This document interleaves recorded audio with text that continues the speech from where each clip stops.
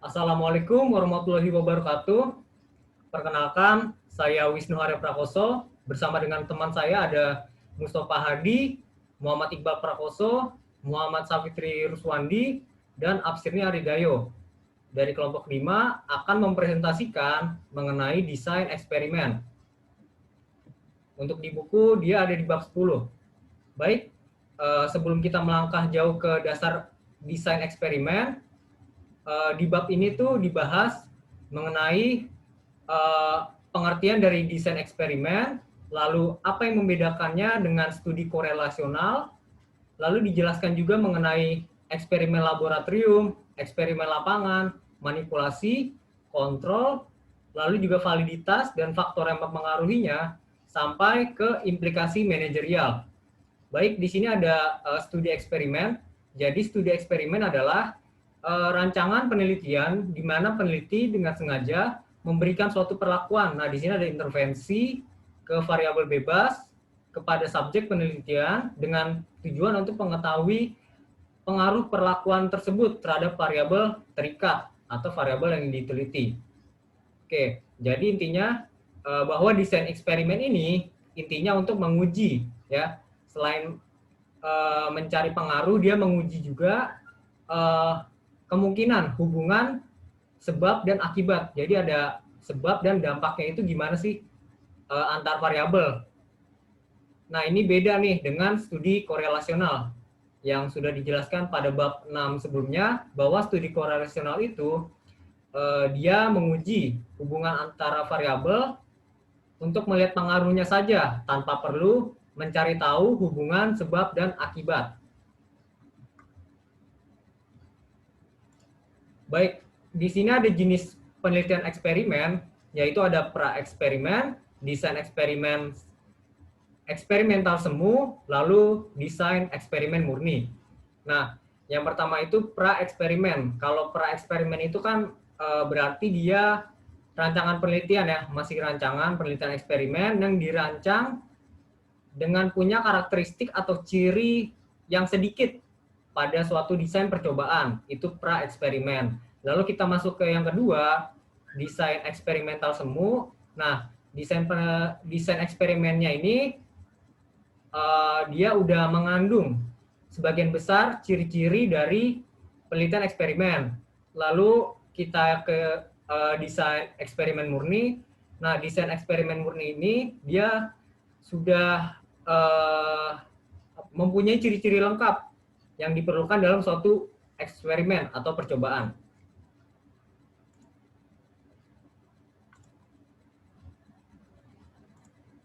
Nah, di sini untuk menemukan bahwa perubahan pada variabel terikat menyebabkan perubahan variabel bebas. Nah, ini ada beberapa poin. Yang pertama, variabel terikat dan variabel bebas harus saling berhubungan. Lalu yang kedua, variabel bebas harus mendahului variabel terikat. Ya, betul, karena X mendahului Y. X mempengaruhi Y dan Y dipengaruhi oleh X. Lalu yang ketiga, tidak ada faktor lain yang dapat menyebabkan perubahan dalam variabel terikat. Dan poin terakhir, diperlukan penjelasan logis mengapa variabel terikat mempengaruhi variabel bebas. Oke, lalu kita masuk ke eksperimen laboratorium. Nah, di sini ada dua, ya, untuk eksperimen laboratorium dan eksperimen lapangan. Kita masuk ke eksperimen laboratorium. Jadi, ketika hubungan sebab akibat antara variabel bebas dan variabel terikat akan ditemukan dengan jelas, maka semua variabel lain yang dapat mencemari atau merancukan hubungan tersebut harus dikontrol dengan ketat. Nah, ini ada variabel, ya. Nanti pada saat kita membahas kontrol, ini ada variabel yang mencemari dan merancukan hubungan. Oke, perlu untuk memanipulasi variabel bebas sehingga tingkat pengaruh kausalnya, hubungan sebab akibatnya, dapat ditemukan. Kontrol dan manipulasi yang baik dilakukan dalam situasi buatan. Nah, di sini eksperimen laboratorium kata kuncinya adalah situasi buatan yang sudah disetting sebelumnya, atau laboratorium di mana pengaruh kausal dapat diuji agar kontrol dan manipulasi dilakukan untuk menemukan sebab akibat dalam situasi buatan. Baik, Di sini saya ambil contoh ya untuk penerapan eksperimen laboratorium pada penelitian akuntansi. Nah, judulnya ini adalah pengaruh moralitas individu dan pengendalian internal terhadap kecurangan akuntansi. Di sini variabel bebasnya dua, yaitu pengaruh moralitas dan pengendalian internal, lalu variabel terikatnya adalah kecurangan akuntansi. Nah, ini penelitian akuntansinya lebih ke arah auditing, membahas fraud. Oke, di sini penelitian ini bertujuan untuk membuktikan perbedaan kecenderungan individu dalam melakukan kecurangan akuntansi antara individu yang memiliki level moral tinggi dan individu yang memiliki level moral yang rendah dalam kondisi terdapat elemen pengendalian internal maupun tidak terdapat elemen pengendalian internal dengan setting eksperimen. Nah, di sini ada settingnya menggunakan surrogate mahasiswa S1 Akuntansi Fakultas Ekonomi Universitas Mula Warman. Nah, sebelum kita ke hasil, jadi yang membedakan eksperimen ini dengan studi korelasional bahwa eksperimen ini berbeda di salah satunya di hipotesisnya. Kalau studi korelasi itu kan dia hipotesisnya untuk menguji ya bagaimana sejauh mana pengaruh hubungan antara kedua variabel. Nah, kalau desain eksperimen ini, dia hipotesisnya itu ingin ada perbedaan gitu antara sebab dan akibat. Nah, hipotesis yang pertama ini terdapat perbedaan kecenderungan kecurangan akuntansi antara individu yang memiliki level moralitas tinggi dan level moralitas rendah. Nah, di sini ada kata kunci moralitas tinggi dan rendah. Itu nanti dikaitkan dengan kecurangan akuntansi. Itu hipotesis pertama. Hipotesis kedua, dia membahas tentang perbedaan kecurangan akuntansi antara individu dalam kondisi terdapat elemen pengendalian internal maupun tidak gitu. Jadi untuk hipotesis 1, 2, lalu yang ketiga adalah terdapat interaksi yang signifikan antara moralitas dengan pengendalian internal. Nah, hipotesis ini tuh intinya untuk mencari tahu sejauh mana hubungan sebab dan akibat gitu. Jadi ada melakukan beberapa uji coba untuk desain eksperimen ini. Nah, di sini selain dari hipotesis yang berbeda dengan studi korelasional, bahwa untuk desain eksperimen ini yang membedakannya adalah kriteria. Kalau untuk kriteria studi korelasional kan dia pakai kuesioner. Ya udah, misalnya kantor akuntan publik, ya berarti kantor akuntan publik aja, para auditornya aja, tanpa harus dispesifikasi lagi dan dibagi pada grup-grup tertentu. Sedangkan desain laboratorium ini dia harus melakukan setting ya dalam situasi buatan, gitu. Jadi membagi beberapa grup-grup tertentu, gitu. Misalnya grup 1 ini kan dia membahas moralitas ya. Kalau grup 1 itu dia contohnya kelompok level moralnya itu tinggi, tapi ada elemen pengendalian internal. Lalu hipotesis grup kedua itu dia level moralnya masih sama tinggi, namun tidak terdapat pengendalian internal gitu. Grup ketiga itu level moralnya rendah, tapi terdapat pengendalian internal, dan yang grup keempat atau kriteria keempat masih sama, kelompok level moralnya rendah, tapi tidak terdapat pengendalian internal gitu. Jadi ada kriteria-kriteria tertentu yang membuat penelitian ini dikategorikan sebagai desain eksperimen, khususnya desain eksperimen laboratorium karena ada situasi buatan. Nah, di sini ada hasilnya bahwa hasil penelitian menunjukkan bahwa individu dengan level moral rendah cenderung melakukan kecurangan akuntansi lebih tinggi dibandingkan individu yang memiliki level moral tinggi gitu. Peranan pengendalian internal sebagai salah satu faktor yang mempengaruhi. Nah, di sini peranan pengendalian internal itu dapat mempengaruhi ya. Diharapkan bisa menekan kecurangan akuntansi. Hal ini dikarenakan peraturan atau standar ya, standar acuan itu bisa menjadi alat pencegah yang efektif agar seseorang tidak melakukan hal-hal yang tidak sesuai dengan peraturan yang ada. Itu. Jadi untuk gambaran mengenai penerapan dari desain eksperimen laboratorium pada penelitian akuntansi, khususnya dalam auditing. Dia membagi kriteria tertentu dan langsung melakukan uji coba. Berikutnya adalah kontrol.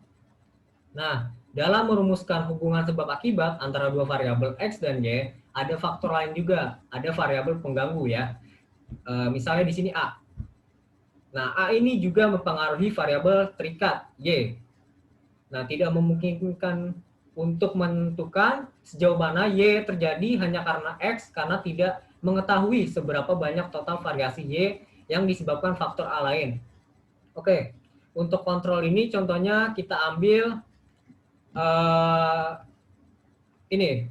Contohnya di sini adalah manajer SDM ingin mengadakan pelatihan khusus mengenai software accounting Zahir bagi para akuntan yang baru direkrut.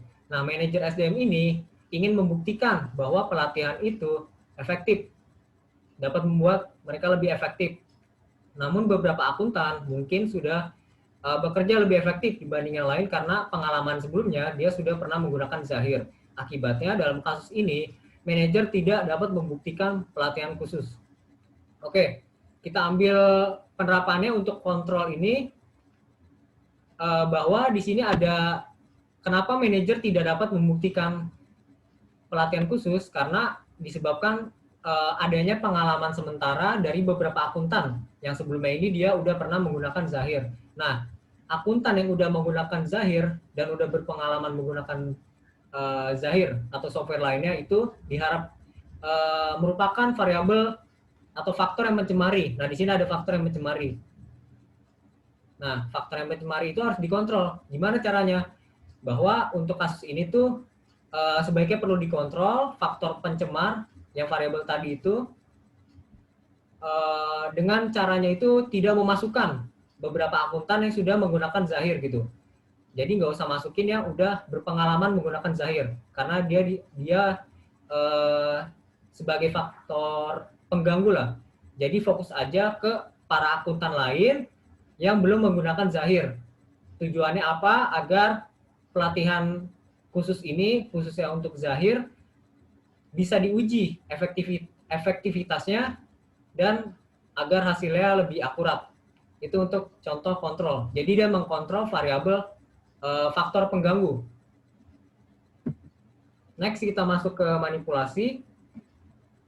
Nah, di sini manipulasi itu artinya kita membuat tingkat variabel bebas yang berbeda untuk menilai dampaknya pada variabel terikat. Ada perlakuan khusus. Contohnya kita ambil kasus pengujian rotasi karyawan. Bahwa adanya rotasi karyawan ini dapat membuat karyawan memiliki pengetahuan dan kemampuan yang baik gitu pada lini-lini departemen lain. Oke, contohnya kita ambil contoh misalnya manajer karyawan SDM. Karyawan SDM dia ditempatkan di departemen keuangan, lalu ditempatkan pada departemen lain, misalnya pemasaran atau enggak produksi, dengan masing-masing waktunya itu seminggu.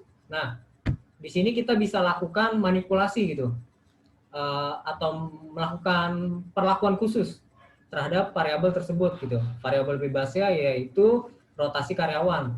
Nah, di sini kita bisa melakukan percobaan. Misalnya kita pengen tahu nih, gimana sih kalau misalnya karyawan ini ditempatkan di satu departemen aja gitu. Kalau yang tadi sebelumnya kan karyawan ditempatkan pada departemen-departemen lain kan. Nah, kalau ini kita coba tempatin pada satu departemen aja, nggak perlu dirotasi ke departemen lain gitu. Nah, ini dilakukannya manipulasi. Nah, jadi dari manipulasi ini kita bisa ngelihat nih hasilnya. Setelah dilakukannya manipulasi, yaitu penempatan pada pada satu departemen aja dengan sebelum manipulasi gitu. Sebelum manipulasi kan dia si karyawan ini ditempatkan pada berbagai macam departemen gitu. Kita harus lihat hasilnya gimana. Apakah dengan ditempatkannya karyawan di satu departemen saja dengan ditempatkan di berbagai departemen, hasilnya gimana? Apakah kinerjanya baik atau buruk? Itulah manipulasi gitu. Baik, untuk materi selanjutnya akan dijelaskan oleh teman saya. Ya, selanjutnya saya akan menjelaskan ya bagaimana cara untuk mengontrol variabel pengganggu di sini atau eksogen dan pencemari. Yang pertama, cara pertama itu ada memadankan kelompok, dan cara yang kedua itu ada randomisasi. Kita masuk ke memadankan kelompok. Pas itu memadankan kelompok itu ini merupakan salah satu cara untuk mengontrol variabel pengganggu itu atau yang mencemari itu. Ini tuh adalah dengan memadankan atau match and link itulah. Disesuaikan berbagai kelompok dengan memilih karakteristik yang membuat rancu dan dengan sengaja menyebarkannya ke semua kelompok. Misalnya itu jika terdapat 20 wanita di antara 60 anggota, maka setiap kelompok akan ditempatkan 5 wanita sehingga pengaruh gender disebarkan ke 4 kelompok tersebut. Selanjutnya ada cara randomisasi. Ini tuh merupakan cara lain untuk mengontrol variabel yang mencemari tadi itu. Itu dengan apa? Jadi randomisasi itu proses di mana individu dipilih. Itu setiap orang mempunyai peluang yang sama gitu dan diketahui untuk dipilih. Dan penempatan mereka dalam kelompok manapun, jadi di setiap individu dapat ditempatkan ke dalam kelompok manapun. Keduanya itu secara acak gitu. Dengan menempatkan anggota ke dalam kelompok secara acak, kita mendistribusikan variabel perancu di antara kelompok secara sama.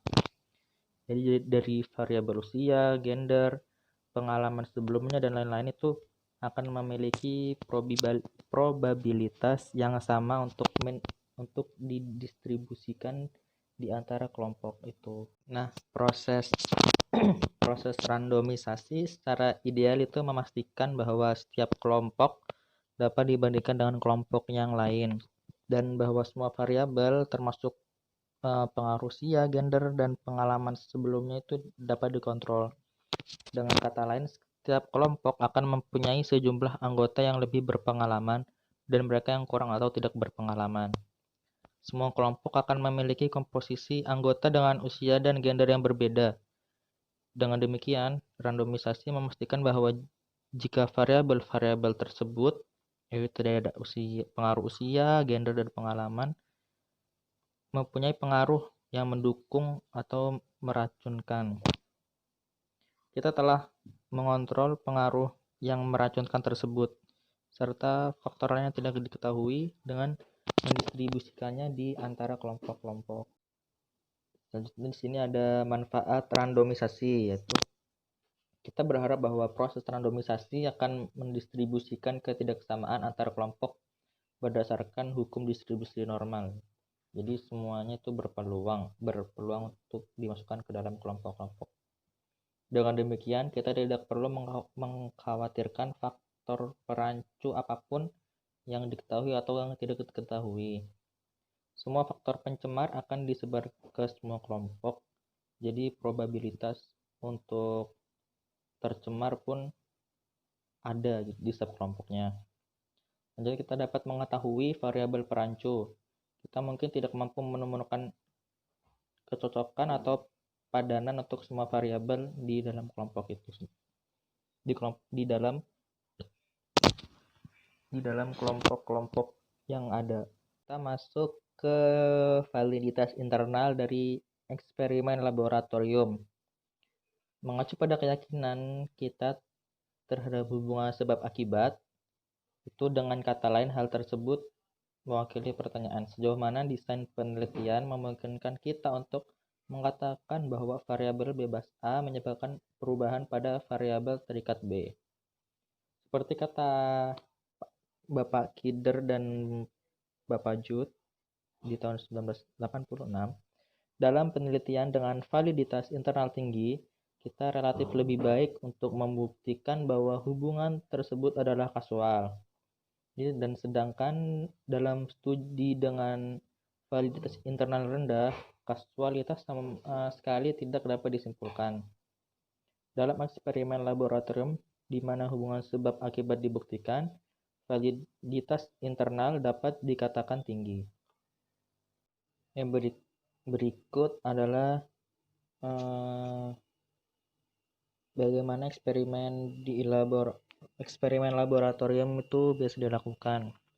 Pertama tuh subjek dipilih dan ditempatkan dalam kelompok yang berbeda melalui pemadanan atau randomisasi. Jadi dipilih antara kedua itu, antara dipadankan atau merandom. Lalu dipindahkan ke lab, diberikan penjelasan secara rinci beserta tugas-tugas untuk diselesaikan. Lalu ada beberapa jenis kuesioner atau tes lain diberikan sebelum dan sesudah tugas tersebut selesai. Hasil dari studi tersebut menunjukkan hubungan sebab akibat di antara variabel-variabel yang diselidiki. Dan selanjutnya itu ada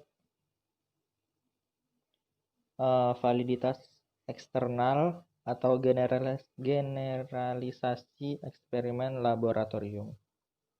Tugas dalam suatu situasi organisasi itu jauh lebih rumit dan mungkin terdapat beberapa variabel perancu yang tidak dapat dikontrol.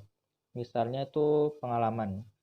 Dalam situasi seperti itu, kita tidak dapat yakin bahwa hubungan sebab akibat terkait pengalaman itu ditemukan dalam eksperimen laboratorium. Berlaku juga dalam situasi lapangan. Selanjutnya tuh ada eksperimen lapangan ya. Tadi udah disinggung di slide sebelumnya. Jadi eksperimen lapangan itu sebuah eksperimen yang dilakukan dalam lingkungan alami di mana pekerjaan dilakukan secara biasa. Namun perlakuan tertentu diberikan kepada satu kelompok atau lebih. Sehingga dalam eksperimen lapangan, meskipun tidak mungkin untuk mengontrol semua variabel pengganggu karena anggota tidak dapat ditempatkan dalam kelompok secara acak karena kita langsung terjun ke lapangan atau disepadankan. Perlakuan dapat tetap dimanipulasi. Kelompok kontrol juga dapat dibuat dalam eksperimen lapangan ini. Di kelompok eksperimen dan kelompok kontrol dalam eksperimen lapangan dapat terdiri dari orang-orang yang bekerja di beberapa pabrik dalam radius tertentu atau dari pergantian jam kerja yang berbeda dalam pabrik yang sama atau cara lainnya. Misalnya jika terdapat 3 pergantian jam kerja yang berbeda dalam sebuah pabrik produksi, dan pengaruh sistem upah satuan itu dipelajari, salah satu pergantian jam kerja itu dapat digunakan sebagai kelompok kontrol, dan 2 pergantian jam kerja yang lain diberikan 2 perlakuan yang berbeda atau sama, yaitu upah satuan, yang hubungan atau upah yang sama.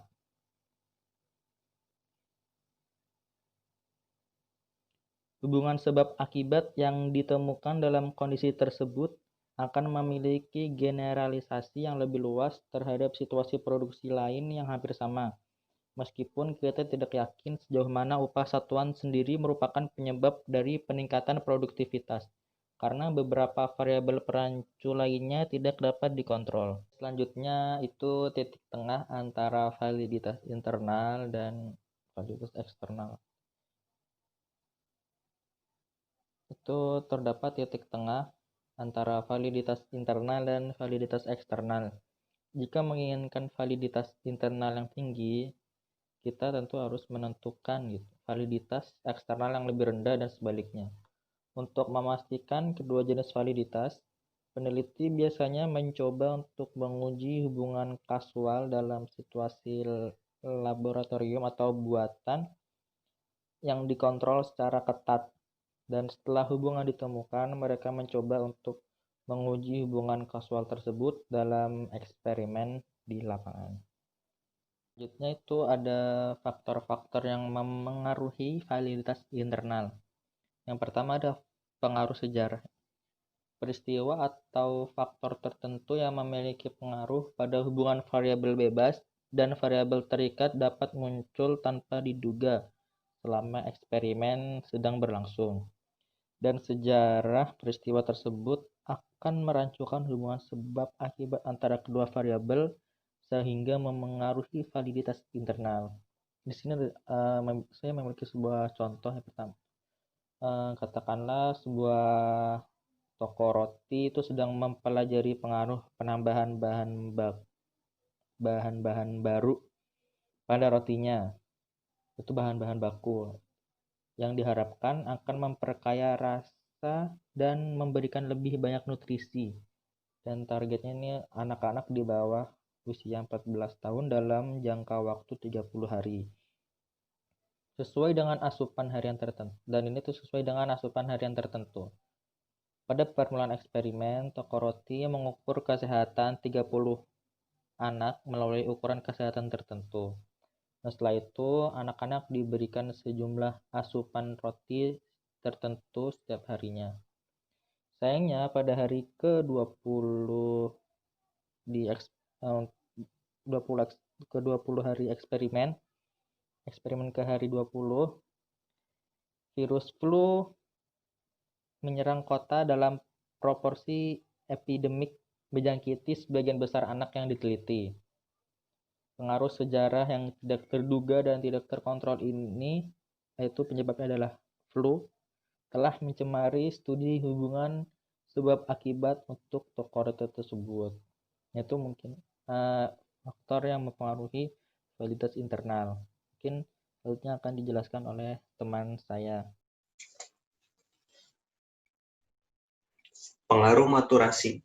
Pengaruh maturasi merupakan sebuah fungsi dari proses biologis dan psikologis yang berlaku dalam responden selama suatu periode waktu.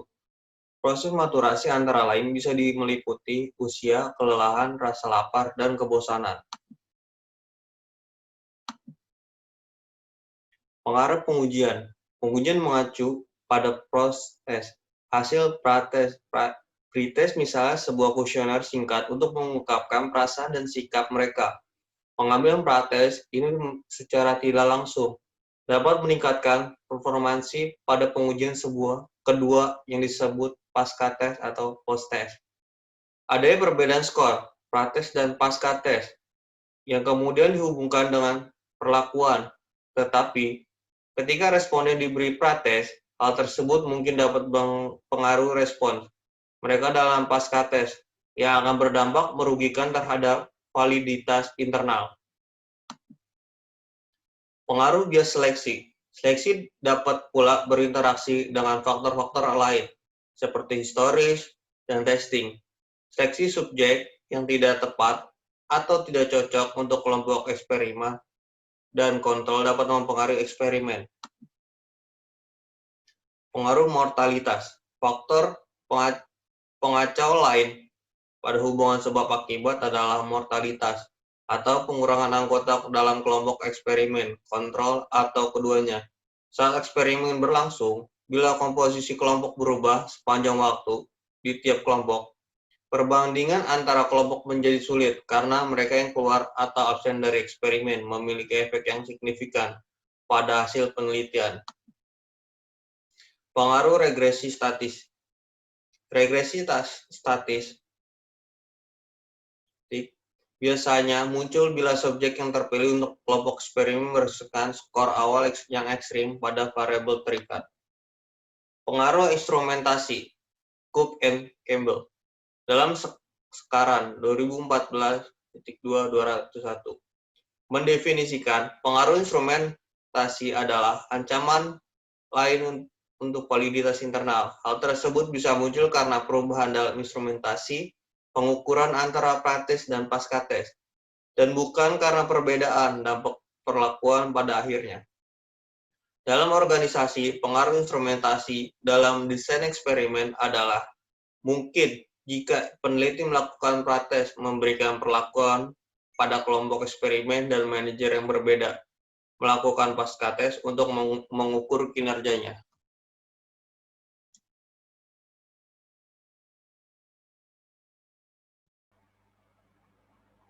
Selanjutnya saya akan membahas tentang validitas internal dalam studi kasus.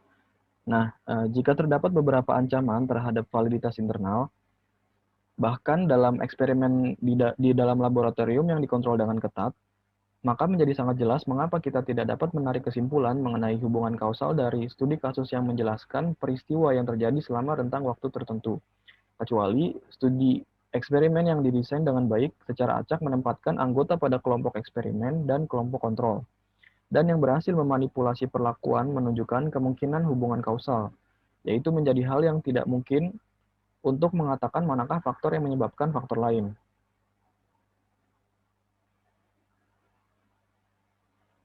Nah, selanjutnya ada tinjauan faktor yang mempengaruhi validitas internal dan validitas eksternal.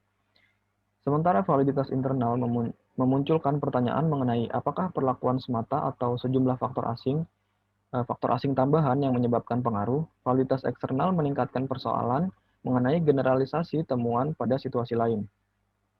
Pengaruh pengujian interaktif dan seleksi dapat membatasi validitas eksternal dari temuan kita. Ancaman terhadap validitas eksternal ini dapat dihentikan dengan membuat kondisi eksperimen yang semirip mungkin dengan situasi di mana hasil dari eksperimen tersebut akan digeneralisasikan. Paling tidak, terdapat 7 faktor yang dapat mempengaruhi validitas internal dari desain eksperimen. Hal tersebut adalah pengaruh sejarah, maturasi, pengujian atau utama, instrumentasi, seleksi, regresi statistik, dan mortalitas. Namun demikian, menjadi hal memungkinkan untuk mengurangi bias tersebut dengan meningkatkan pemahaman tentang desain eksperimen tersebut. Nah, sementara beberapa desain yang lebih rumit akan dijelaskan selanjutnya, membantu untuk meningkatkan validitas internal dari hasil eksperimen. Hal tersebut juga mahal dan membutuhkan banyak waktu. Next, ada jenis desain eksperimen dan validitas. Selanjutnya, mari kita pertimbangkan beberapa desain eksperimen yang umum digunakan dan menentukan tingkat keandalan terhadap 7 faktor yang dapat mencemari validitas internal dari hasil eksperimen yang sudah kita lakukan. Semakin singkat rentang waktu eksperimen, maka semakin kecil kemungkinan untuk mendapati pengaruh sejarah, maturasi, dan mortalitas. Eksperimen yang berlangsung 1 atau 2 jam biasanya tidak menemui kendala dalam hal tersebut. Hanya jika eksperimen dilakukan selama periode yang cukup lama, katakanlah beberapa bulan, kemungkinan untuk mendapatkan hal atau menghadapi hal tersebut itu akan meningkat gitu. Nah, selanjutnya ada desain eksperimen kuasi. Jadi, sejumlah studi memberikan perlakuan kepada kelompok eksperimen dan mengukur pengaruhnya. Desain eksperimen semacam itu adalah desain yang terlemah di antara semua desain. Dan hal tersebut tidak mengukur hubungan sebab akibat yang sebenarnya. Hal tersebut karena tidak ada perbandingan antar kelompok ataupun catatan mengenai status variabel terikat sebelum perlakuan eksperimen dan bagaimana hal tersebut berubah setelah perlakuan tersebut. Ketika tidak adanya kontrol seperti itu, studi itu tidak memiliki nilai ilmiah dalam menentukan hubungan sebab akibat. Oleh karena itu, desain semacam itu disebut sebagai desain eksperimen kuasi atau quasi experimental design. Next. Nah, selanjutnya ada desain kelompok eksperimen prates dan pascates, di mana suatu kelompok eksperimen tanpa kelompok kontrol dapat diberikan prates atau perlakuan, kemudian pascates untuk mengukur pengaruh perlakuan tersebut. Hal ini dapat dijelaskan seperti pada tabel 10.2 yang ada di buku, di mana O mengacu pada beberapa proses pengamatan atau pengukuran, dan X menunjukkan pemberian perlakuan eksperimen pada sebuah kelompok, serta X dan OS pada baris tersebut digunakan pada kelompok tertentu yang sama. Dalam hal ini, pengaruh perlakuan dapat diperoleh dengan mengukur perbedaan antara pascates dan prates, atau dengan cara O2 min O1.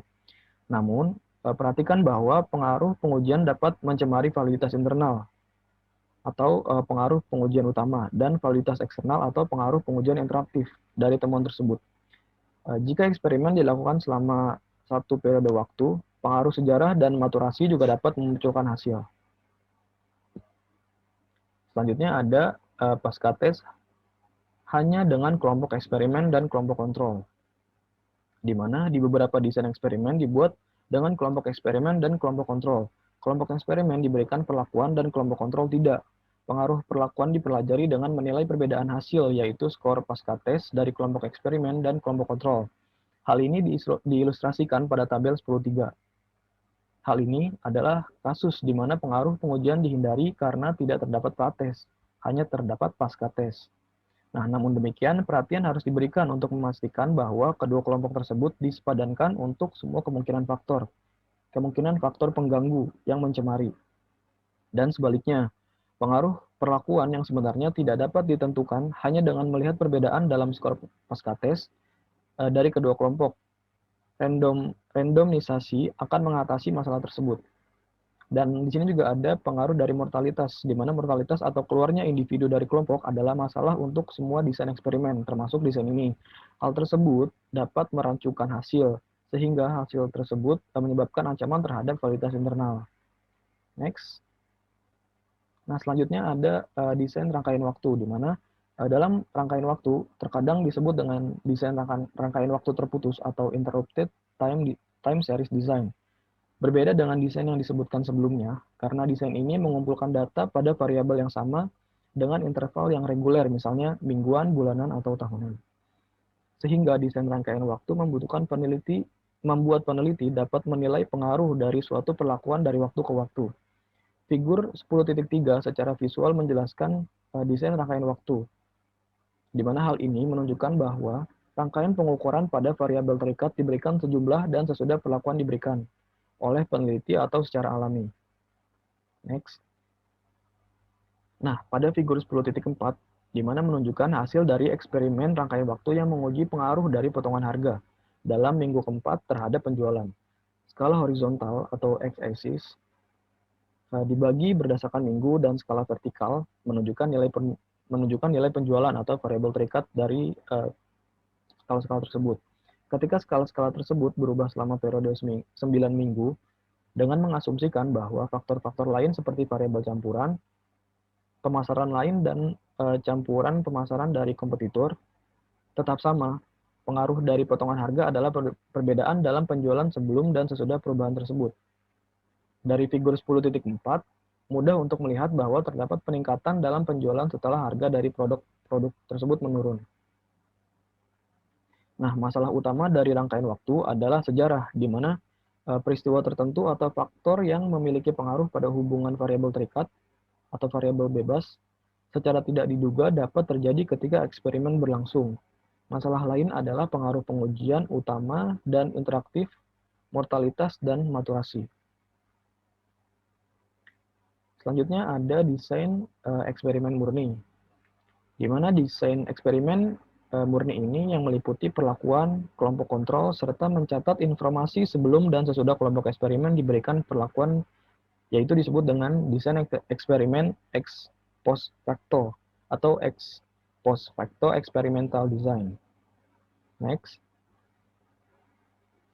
Nah, di dalam desain eksperimen murni ini ada desain kelompok eksperimen dan kelompok kontrol prates dan pasca tes. Di mana desain ini secara visual dapat ditampilkan seperti pada tabel 10.4. Dua kelompok, satu kelompok eksperimen dan satu lagi kelompok kontrol. Keduanya diberikan prates dan pasca tes. Satu-satunya perbedaan antara kedua kelompok tersebut adalah bahwa kelompok eksperimen diberikan perlakuan, sedangkan kelompok kontrol tidak. Lalu mengukur perbedaan antara skor prates dan pasca tes dari kedua kelompok akan menunjukkan pengaruh bersih dari perlakuan. Kedua kelompok diberikan prates dan pasca tes, dan kedua kelompok sudah diacak, sehingga kita dapat berharap bahwa pengaruh sejarah, maturasi, pengujian, dan instrumentasi telah dikontrol.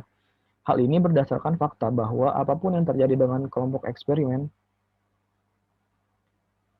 misalnya maturasi, sejarah, pengujian utama, dan instrumentasi, juga terjadi pada kelompok kontrol. Next. Nah, selanjutnya di sini mortalitas sekali lagi dapat menyebabkan masalah dalam desain ini.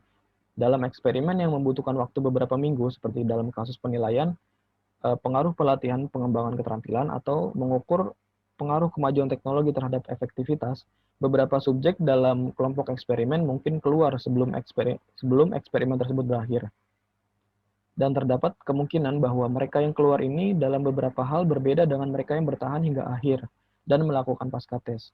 Jika demikian, mortalitas dapat memberikan penjelasan tandingan yang masuk akal untuk perbedaan antara O2 dan O1. Selanjutnya ada desain 4 kelompok Solomon. Untuk mendapatkan lebih percaya diri dalam validitas internal dalam desain eksperimental ini, disarankan untuk membentuk 2 kelompok eksperimen dan 2 kelompok kontrol untuk percobaan. 1 kelompok eksperimen dan 1 kelompok kontrol dapat diberikan baik pretest maupun setelah tes. Hal ini meningkatkan validitas internal hasil desain eksperimental. Desain ini yang dikenal sebagai Solomon Desain 4 kelompok, mungkin yang paling komprehensif dan dengan sedikitnya jumlah masalah dengan validitas internal.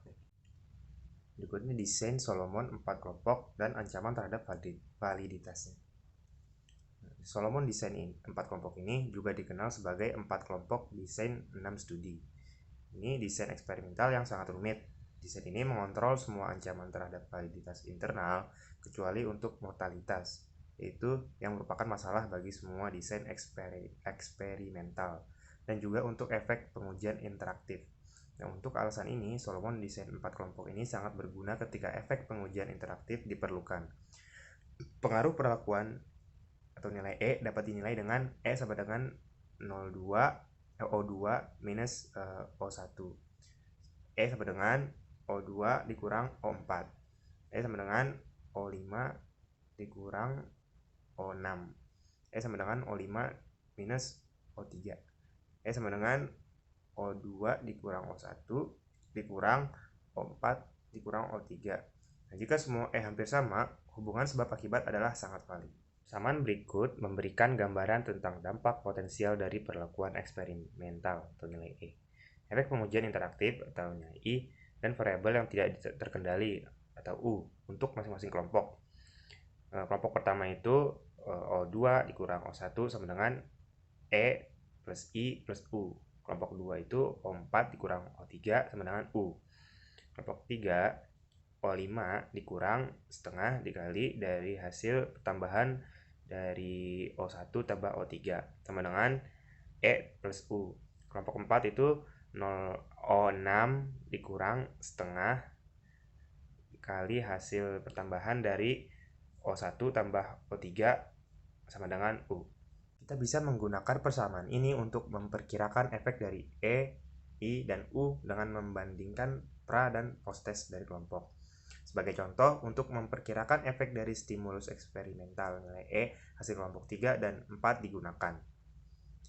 Nilainya itu menjadi persamaannya O5 dikurang setengah dikali hasil tambahan dari O1 tambah plus O3 dikurang O6 minus setengah dikali O1 plus O3 sama dengan E plus U minus U sama dengan E. Nah, untuk menghitung efek I, efek pengujian interaktif hasil grup 1 dan 3 yang digunakan O2 minus O1 minus O5 dikurang setengah dikali O1 tambah O3 sama dengan E plus I plus U dikurang E plus U sama dengan I. Dengan demikian, Solomon 4 kelompok desain eksperimen menjamin validitas internal dan eksternal maksimum, mengesampingkan banyak hipotesis saingan lainnya, di mana membangun hubungan sebab akibat sangat penting bagi kelangsungan bisnis. Misalnya, perusahaan farmasi yang sering menghadapi tuntutan hukum untuk produk yang tidak jelas. Solomon 4 desain kelompok ini sungguh berguna. Namun, karena jumlah subjek yang harus direkrut, perhatian yang studi harus dirancang ini, waktu yang perlu dikhususkan untuk percobaan, dan alasan lainnya. Biaya melakukan percobaan tersebut adalah tinggi. Untuk alasan ini juga jarang digunakan. Berikutnya masuk ke studi double blind. Ketika sangat hati-hati dan kekakuan yang diperlukan dalam desain eksperimental, seperti dalam kasus penemuan obat baru yang dapat berdampak pada kehidupan manusia, studi buta dilakukan untuk menghindari bias yang mungkin muncul. Misalnya, perusahaan farmasi bereksperimen dengan kemanjuran obat baru dikembangkan dalam tahap prototipe, memastikan bahwa subjek dalam kelompok eksperimen dan kontrol disimpan menyadari yang diberi obat dan siapa plasebonya. Studi semacam ini disebut studi buta. Selanjutnya ada ex post facto design. Hubungan sebab akibat kadang-kadang dibentuk melalui apa yang disebut ex post facto design eksperimental. Di sini tidak ada manipulasi variabel independen di laboratorium atau lapangan pengaturan. tetapi subjek yang telah terkena stimulus dan mereka tidak begitu terkena dipelajari. Misalnya, program pelatihan mungkin telah diperkenalkan dalam sebuah organisasi 2 tahun sebelumnya. Beberapa mungkin telah melewati pelatihan sementara, yang lain mungkin tidak. Untuk mempelajari efek dari pelatihan terhadap prestasi kinerja, sekarang data kinerja kedua kelompok dapat dikumpulkan. Karena penelitian ini tidak segera mengikuti setelah pelatihan, tapi lama setelah pelatihan tersebut. Itu adalah desain ex post facto. Selanjutnya, simulasi. Sebuah alternatif untuk laboratorium dan lapangan eksperimen saat ini sedang digunakan dalam penelitian bisnis simulasi. Simulasi menggunakan teknik membangun model untuk menentukan dampak dari perubahan, dan simulasi berbasis komputer menjadi populer dalam penelitian bisnis. Simulasi dapat dianggap sebagai percobaan yang dilakukan dalam pengaturan khusus, dibuat yang sangat erat mewakili lingkungan alam di mana kegiatan yang biasanya dilakukan. Simulasi berbasis komputer yang sering digunakan dalam bidang akuntansi dan keuangan. Sebagai contoh, efektivitas berbagai prosedur review analitik dalam mendeteksi kesalahan dalam saldo rekening telah diuji melalui simulasi. Knechel 1986. Di bidang keuangan, manajemen risiko telah dipelajari melalui simulasi. Simulasi juga telah digunakan untuk memahami hubungan yang kompleks dalam pembiayaan program pensiun dan membuat keputusan investasi penting. Perrier dan Karwowski 1939. Hal ini dimungkinkan untuk bervariasi beberapa variabel, demografi tenaga kerja, tingkat inflasi, dan lain-lain, secara tunggal atau bersamaan dalam model tersebut. Berikutnya ada isu etika dalam desain penelitian eksperimen. Berikut ada praktik-praktik dianggap yang tidak etis. Pertama itu menekan individu untuk berpartisipasi dalam percobaan melalui paksaan atau menerapkan tekanan sosial. Kedua, memberikan tugas kasar dan mengajukan pertanyaan yang merendahkan dan mengurangi harga diri partisipan. Berikutnya ada pelajaran menipu dengan sengaja menyesatkan mereka untuk tujuan sebenarnya dari penelitian. Berikutnya ada mengekspos peserta untuk stres fisik atau mental. Berikutnya, tidak memperbolehkan subjek untuk mengundurkan diri dari penelitian ketika mereka ingin. Selanjutnya, menggunakan hasil penelitian merugikan peserta atau untuk tujuan tidak sesuai dengan keinginan mereka. Selanjutnya, tidak menjelaskan prosedur yang harus diikuti dalam percobaan. Berikutnya, mengekspos responden kepada lingkungan yang berbahaya dan tidak aman. Selanjutnya, ada tidak pembekalan peserta lengkap dan akurat setelah percobaan berakhir. Selanjutnya, tidak menjaga privasi dan kerahasiaan informasi yang diberikan oleh peserta. Yang terakhir itu, tidak memberi insentif untuk kelompok kontrol. Selanjutnya ada implikasi manajerial. Sebelum menggunakan desain eksperimen dalam studi penelitian, penting untuk mempertimbangkan apakah diperlukan atau tidak, dan jika demikian, pada tingkat apa kecanggihan. Hal ini karena desain eksperimental panggilan untuk upaya khusus dan tingkat intervensi yang berubah-ubah dengan arus kegiatan yang biasa. Beberapa pertanyaan yang perlu ditangani dalam membuat keputusan.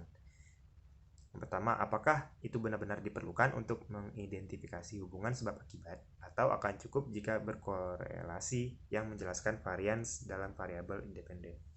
Yang kedua, jika penting untuk melacak hubungan kausal, yang mana dari kedua, validitas internal atau validitas eksternal diperlukan lebih atau keduanya dibutuhkan.